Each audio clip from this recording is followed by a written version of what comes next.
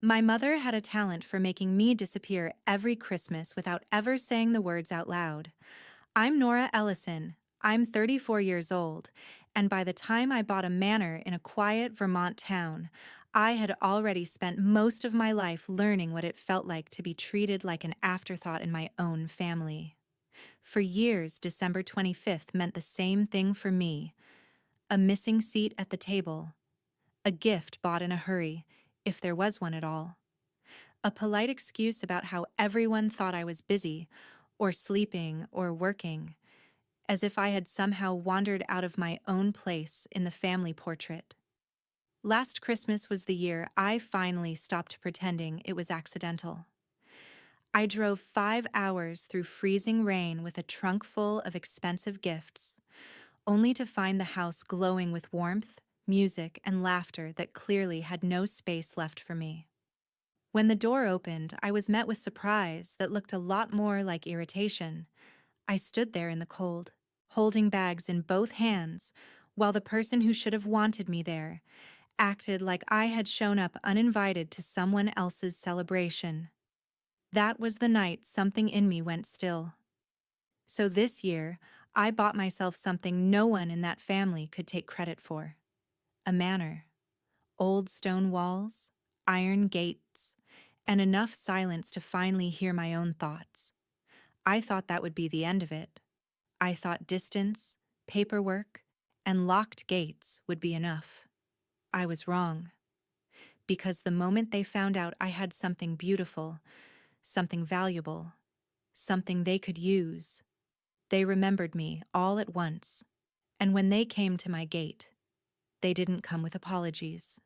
They came with a locksmith, a story, and a plan that would have ruined me if I had still been the woman they thought I was.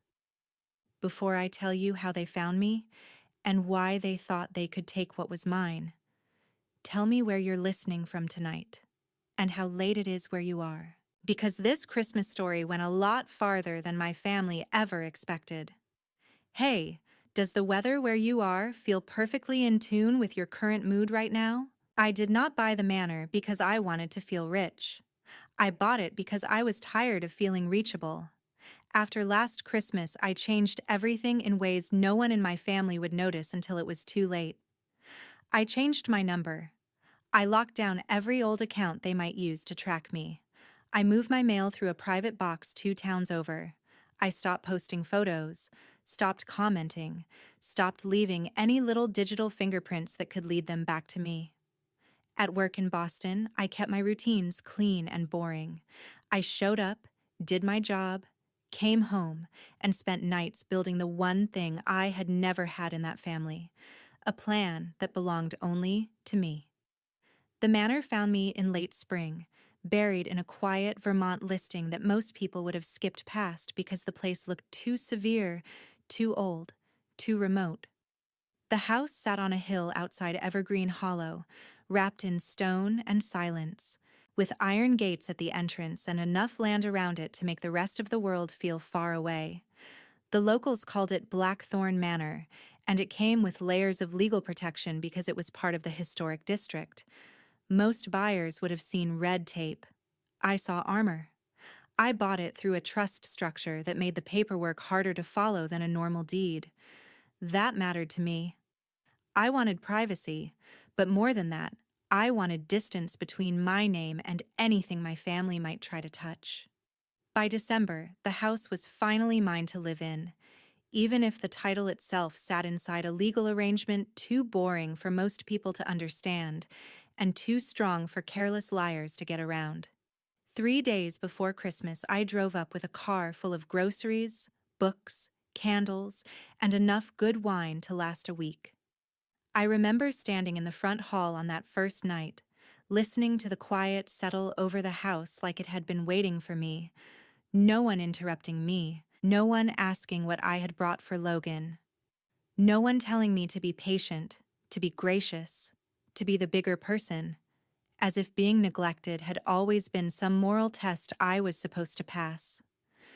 For the first time in my life, silence did not feel like punishment. It felt chosen. I walked through every room slowly, trailing my fingertips over old wood and cold stone, and I let myself imagine a Christmas that belonged to me. I lit the library fireplace. I opened a bottle of Cabernet. I sat in a leather chair and watched the flames until I realized something almost embarrassing. I felt safe. That feeling was so unfamiliar that it made me laugh out loud in an empty room. I should have known peace that sharp would never go unchallenged. Because while I was building a life no one in my family had earned the right to enter, someone else had been watching from a distance, waiting for the moment my privacy turned into something they could exploit. I did not know then that my mother had already started asking questions, already started telling people I was isolating myself, already planting the idea that I had become unstable, secretive, difficult. In other words, exactly the kind of woman people stop believing when she says she is in danger. That was always her favorite trick. She never had to hit me or scream at me in public. She just had to tell the story first, and by the afternoon of December 23rd, she was ready to tell another one at my front gate. I heard the engines before I saw the cars. That road led almost nowhere, and no one drove up there by accident, especially not that late in the afternoon with snow starting to come down again. I was in the kitchen filling a glass of water when the sound rolled up the driveway, low and expensive, the kind of sound that announces people who think the world should make room for them. I kept the lights off and moved to the front window. Two dark SUVs came into view, followed by a locksmith van. My first feeling was not fear, it was insult.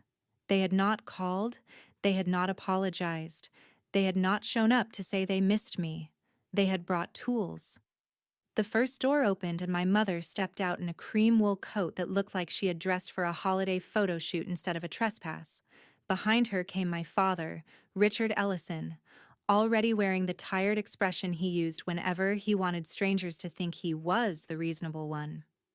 Logan climbed out of the second SUV, talking into his phone, and then started unloading flat-packed display stands and storage bins like he was arriving for a job. That told me more than any speech could have. They were not here to visit. They were here to install themselves. I walked down to the gate and stopped on my side of the bars. My mother smiled at me in that pained, delicate way she used when she wanted an audience to believe she was suffering nobly. "Nora," she said, as if this were all so simple. "Open the gate, sweetheart. It is freezing." I asked the only question that mattered.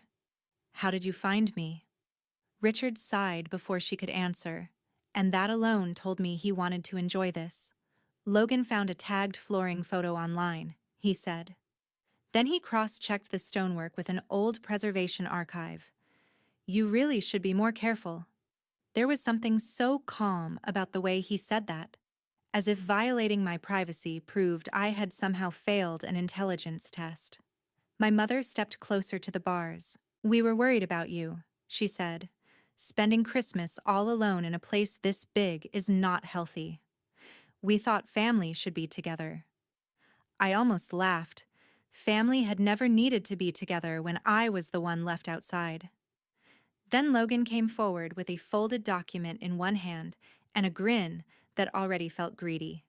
"Good news," he said. "We solved the space issue."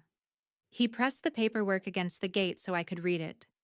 It was styled like a shared residential use agreement with language about guest wing access, family holiday overflow, event hosting rights, and long-term occupancy protections. At the bottom was a version of my signature close enough to sting. My stomach dropped, not because I believed it would hold up in court, but because I knew immediately what their strategy was. Get inside first, create a scene second, force me into a slow legal mess while they turn my house into a set for whatever disaster Logan was currently selling online. I looked up at him. "This is fake." My mother dabbed at the corner of one dry eye and turned slightly toward the locksmith, making sure he could see the profile that had gotten her sympathy from churchwomen and caterers and neighbors for 30 years. "She is confused," she said softly. She has been under so much stress. We are just trying to help her." The locksmith shifted uncomfortably. Richard took over, using that low professional tone that had gotten him out of responsibility his whole life.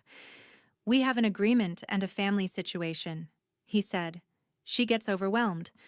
We are only trying to settle in quietly."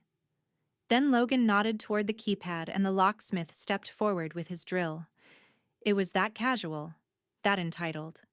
They did not even pretend long.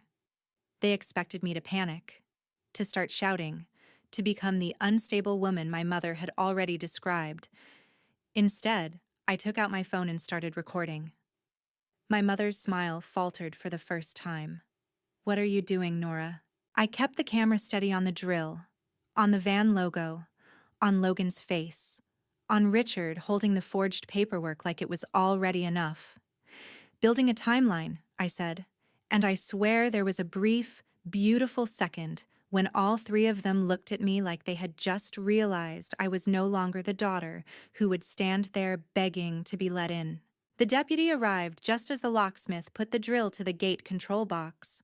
I had called the moment the tool came out, and for one hopeful second I thought the law might still know the difference between a family and an invasion. But hope has always been the most expensive mistake I make around those people. Deputy Mason Cole was young, cold, and already irritated before he stepped out of his cruiser. He looked from me to the SUVs to the forged document in Richard's hand, and I could see him deciding, almost in real time, how much effort he wanted to spend on what he assumed was a wealthy family argument. My mother moved first, of course. She approached him with the perfect amount of trembling in her voice. "Deputy, thank God," she said. "Our daughter has shut herself away and she is not well. We have been trying to reach her for weeks." Richard handed over the paperwork with a weary expression, meant to imply he had done everything right, and I had forced this unpleasant scene. Logan stood in the background with the bins and rolled his eyes like I was making everyone's life difficult again. I stayed exactly where I was and kept my phone recording at my side. I said my name clearly. I said I was the lawful resident. I said they did not have permission to enter. I said the signature on that agreement was forged. The deputy glanced at the papers, glanced at me, and then made the mistake too many people had made before him. He listened to the calmer liar. My mother lowered her voice and said words I had heard variations of my whole life. She gets like this when she feels rejected. She thinks everything is an attack. Rejected. As if neglect were an emotion I had invented instead of a pattern she had built. The deputy rubbed his jaw and gave me the kind of look that always lands on women who are inconvenient but articulate. "Ma'am, if there is paperwork and a dispute over validity, this may be civil." Civil, as if a fake agreement, a drill, and a planned occupation were just a misunderstanding with good winter coats. Richard seized the opening immediately. "We are not trying to remove her," he said. "We are trying to support family use of the property. Logan needs temporary space for a holiday content business he is launching, and Nora had agreed before she started pulling away again." That was the first time the real motive made itself fully visible. A holiday content business.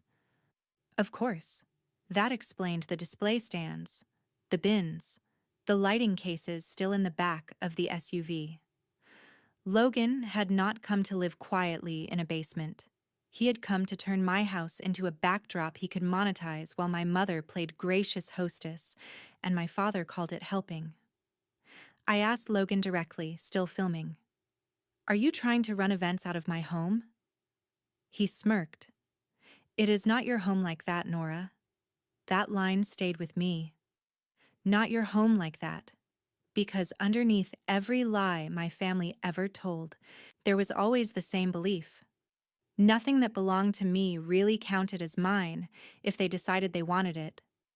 The deputy told everyone to keep the peace and stopped short of removing them. He did not give them full permission, but he did something almost worse. He created ambiguity, the kind selfish people live on. The moment he stepped back toward his cruiser, Logan started unloading more equipment onto the roadside shoulder.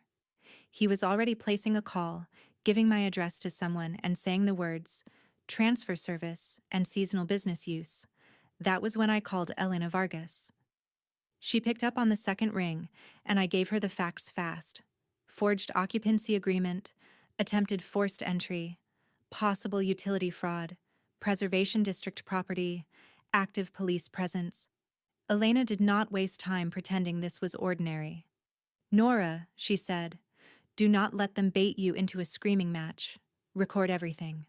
Ask the deputy to verify title ownership, not just residency paperwork. And if Logan is using the property for commercial activity, he is about to bury himself. I looked at my family, at the bins, the fake concern, the performance, and for the first time that day, I felt something steadier than anger. I felt structure. They had shown up believing I was alone. What they had actually done was step into a system of evidence, zoning, and title law that none of them understood. My mother saw my expression change and frowned. I think that was the moment she realized her usual weapon, my silence, was not working anymore. Elena did not come in person that afternoon, but she did something better.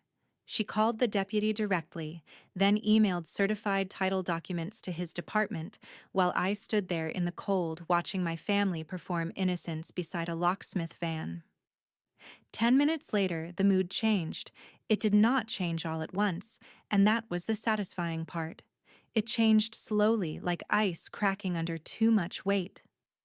The deputy walked back toward the gate with a new stiffness in his posture and asked Richard to hand over the agreement again. Then he asked a question my father clearly had not prepared for. If your daughter signed this as owner, why is title held by the Blackthorn Heritage Residential Trust? Richard blinked. Logan stopped moving. My mother actually lost her expression for a second before she put it back on. The deputy continued, now speaking with the forced patience people use when they realize someone has tried to drag them into a lie. Ms. Ellison is the resident beneficiary and trustee occupant. She is not individually titled the way this document claims. That means your agreement has a serious validity problem before we even get to the alleged signature. Elena then joined by speakerphone, and listening to her dismantle them was almost luxurious. She explained that no one had authority to create private occupancy rights against the trust the way this document attempted. She explained that any planned commercial use in a preservation district without approval would trigger violations. She explained that if Logan had already initiated utilities or seasonal business services using my personal information, the matter had gone well beyond a holiday misunderstanding. My mother tried to interrupt with something about family generosity and concern, but Elena cut clean through it. Concern does not arrive with a drill, she said. For a moment, no one spoke. The deputy finally told them to leave the premises and stop unloading property. Logan argued first, naturally. He said this was harassment, that I had promised space, that I was sabotaging his launch. My father tried the old respectable man routine one last time. Surely this can be resolved privately. But there was nothing private left. My phone had all of it. The deputy had all of it. Elena had all of it. My mother stepped forward and hissed my name in a voice too low for the deputy, but not too low for me.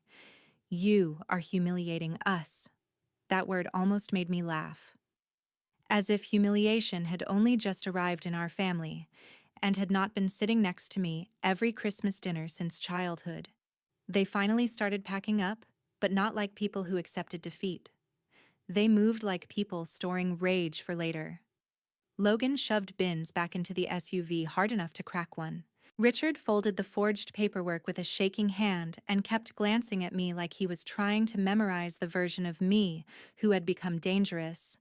My mother said nothing else to me in front of the deputy, which is how I knew she was already planning the next version of the story. They drove off before sunset. I watched them until the taillights disappeared through the trees. Then I locked the gate and walked back toward the house with the kind of exhaustion that feels chemical. I thought I had won the first round cleanly. I was wrong. Inside, I checked the front camera feed and found static. Then the side entrance feed cut out too. Logan had done something on the way out, probably at the cable junction by the stone column near the drive. He had not cut the power. He had done something more intentional. He had blinded the two cameras that mattered most if they came back after dark. A few minutes later, my phone rang from the utility company asking me to confirm a service update request I had never made.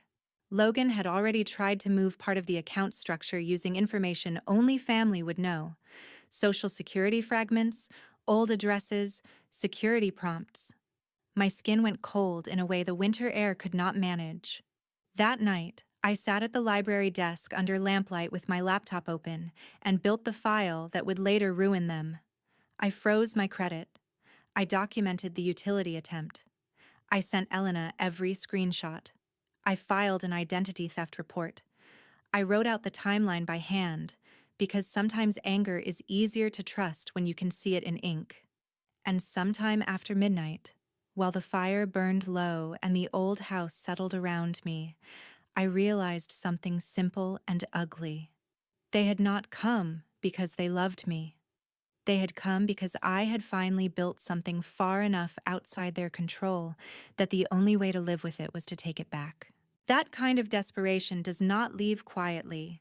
It circles and returns. By morning, my mother had done exactly what I knew she would do. She went public first. A cousin I had not spoken to in years sent me a screenshot before breakfast.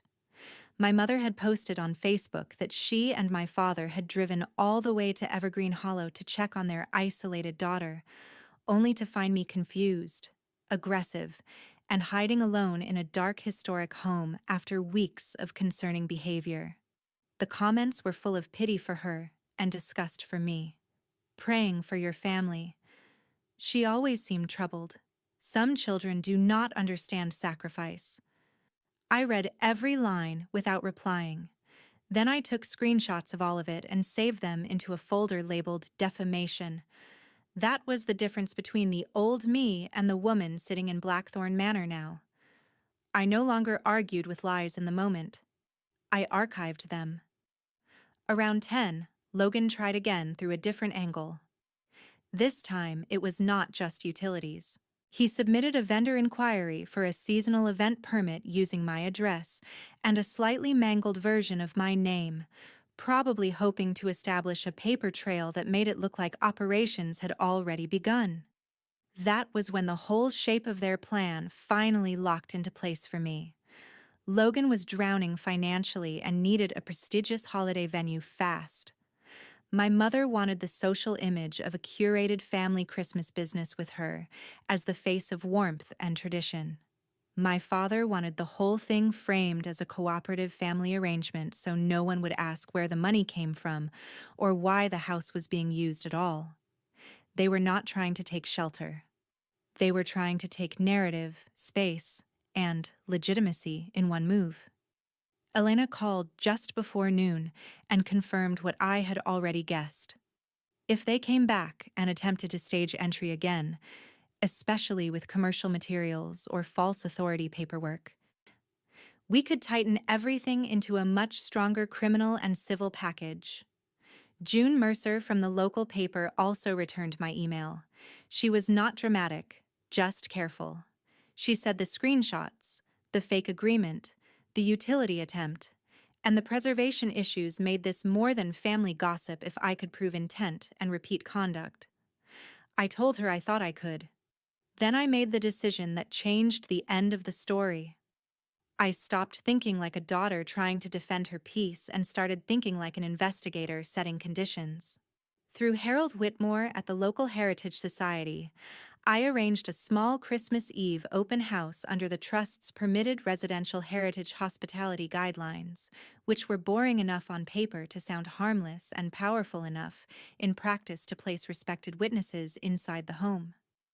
No music advertised online, no public blast, just a handful of invited locals, a reporter, my attorney on standby, and a retired locksmith named Caleb Dunn, who knew enough about entry jobs to tell exactly what kind of forced access someone had attempted. The point was not a party. The point was witnesses with credibility my family could not outtalk. By late afternoon on Christmas Eve, the house looked dark from the road on purpose. Curtains drawn, exterior lights off. No sign of life except what you could only notice if you were already watching too closely. Inside, it was different. Lamps glowed low in the library and dining room. Harold and two preservation board members sat with mulled wine discussing plaster restoration in voices so calm it felt surreal. June sat up quietly near the front hall, where she could see and hear everything without becoming the center of it. Caleb stood by the back corridor window with the posture of a man already angry at whatever fool thought old houses were easy to breach. Officer Reed Porter, working private security detail arranged through Elena's network and backed by local law enforcement awareness, waited deeper in the house with another deputy close enough to move the moment entry became illegal beyond dispute. I stood in the foyer in a black dress I had chosen for one reason only. I wanted to look like someone who belonged in her own house.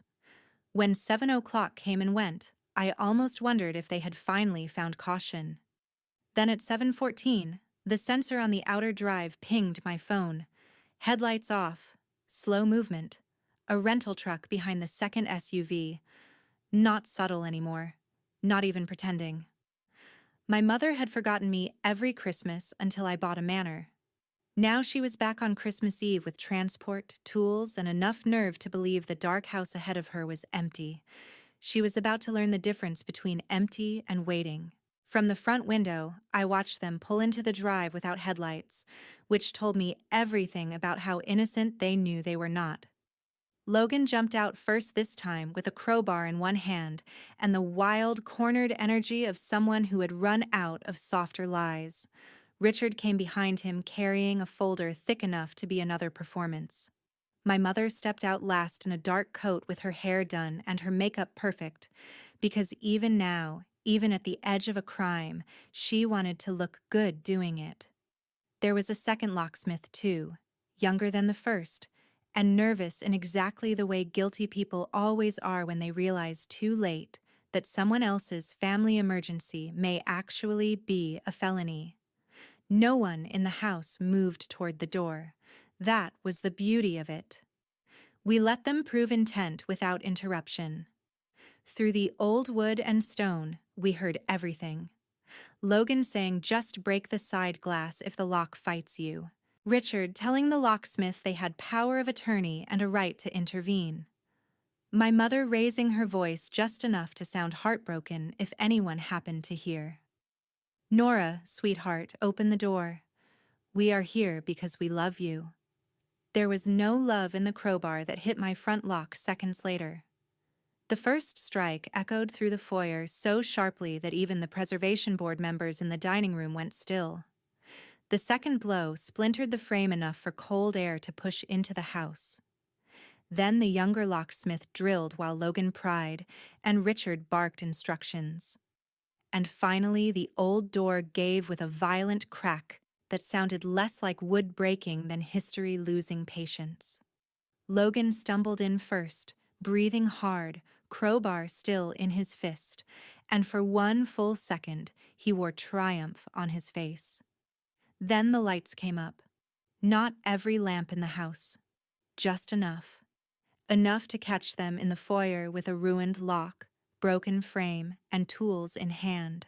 Enough for them to see me standing at the foot of the staircase. Enough for them to notice June Mercer lifting her phone to record.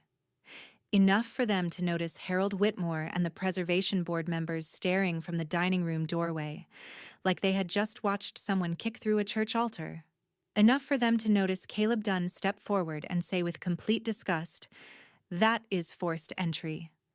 Enough for them to notice Officer Reed Porter emerge from the hallway with Deputy Mason right behind him.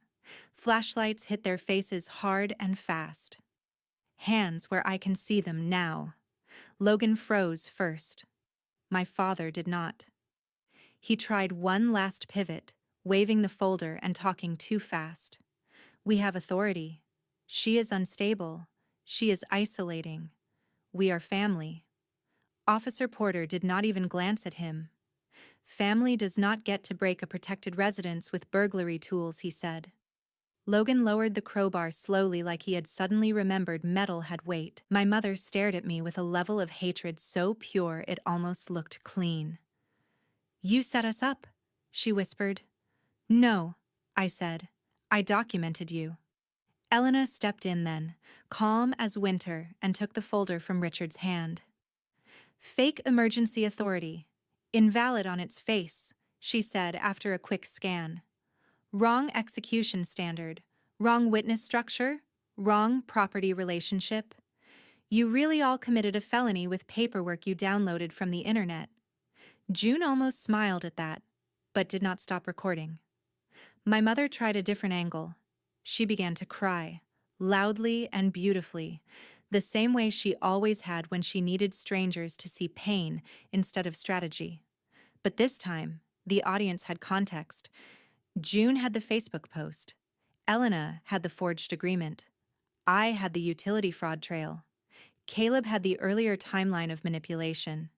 Harold had already seen the commercial bins in the first visit and knew exactly what kind of heritage violations Logan had intended. My father reached for control again and failed again. This has gone too far, he said. Nora, tell them we only came to talk. I looked him in the eye and thought of every Christmas table where I had felt smaller than the empty space beside me. Then I said the truest thing I knew. People who come to talk do not bring crowbars. Officer Porter moved in first on Logan, who panicked exactly when it counted most. He turned as if to bolt toward the open door, and the deputy caught him before he made it 2 steps. The crowbar hit the marble floor with a sound so final that my mother actually gasped. Handcuffs clicked shut around Logan's wrists. My father protested, then protested harder when Officer Porter told him to turn around too. Conspiracy, trespass, forced entry, forged instruments, attempted fraudulent occupation, he listed in that flat law enforcement voice that strips a person of all the stories they tell about themselves. Richard looked stunned, like consequences were something that had always happened to other men. My mother stood alone in the center of the ruined foyer, not yet cuffed, staring at the broken door and the witnesses and me.